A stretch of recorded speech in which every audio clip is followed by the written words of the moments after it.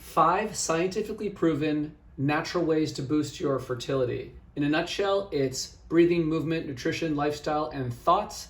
We're going to start with thoughts. We're going to start with your mind and then go backwards from there.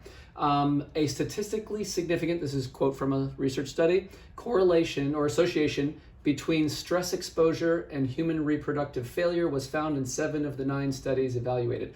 In a nutshell, number 1 is finding ways to de-stress, finding ways to change perceptions, finding ways to feel good about life, to be enjoyed, right? Number 2, breathing, very closely connected to stress, is that, I'll read the quote from the scientific study, is the vagus nerve reflex is triggered by significant lung volume increase. So take a breath with me now into your abdomen, a nice, long, slow inhale into the abdomen, not to the chest, right?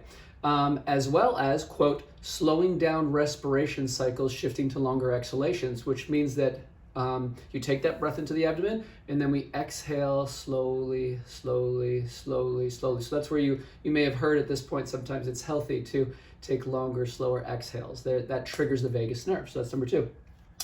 Number 3, movement. Regular exercise is shown to exert anti-inflammatory effects, especially with relatively brief and moderate intensity exercise. I'm deciding how many fingers I should be holding up here. And here's the thing to know is that you can overdo exercise with fertility. That's very common. So don't underdo it. Don't be sedentary, because that's an issue. Read the blog if you want more details. But don't overdo it either, because that can cause inflammation. Inflammation is a big deal when it comes to infertility. And so the right amount of movement. Let's move on to number 4. Number 4 is nutrition. Reproductive performance, quote, is definitely influenced by foods and type of nutrition. I think this comes as sort of a no-duh statement for many of us at this point is, of course, let's try to eat healthier, right? So the question then is, well, what is healthy? I'll leave it at this for this video. Eat more vegetables. Get vegetables in wherever you can, okay? Get them in for breakfast, lunch, and dinner. If you're not eating a vegetable with every time you put something of calories into your mouth, and start thinking, how can I, while I eat this thing that I'm going to eat, how can I get more vegetables along with it? Something like that, right?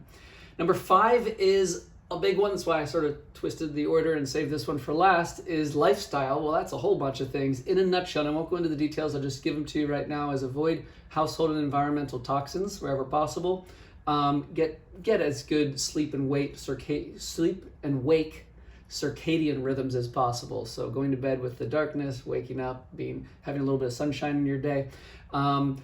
Be careful holding the cell phone EMF radiation on your body all the time. Use speaker, get it off of you a little bit more.